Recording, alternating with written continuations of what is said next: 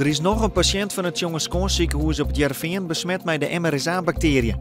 Het is nog net bekend dat het om dezelfde soort gaat als het orenbesmettingsgeval. De intensive care en de herbewaking bleef voor eerst nog dicht.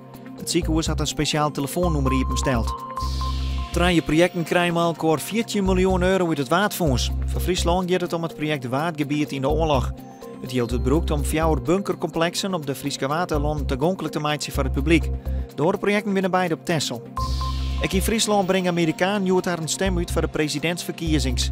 Een van haar is basketballer David Michaels van de Ljouter basketbalclub Aris. Ik kon zijn stem uitbrengen via internet. Michaels had voor Obama kiezen omdat hij echt boet in Amerika bot wordt.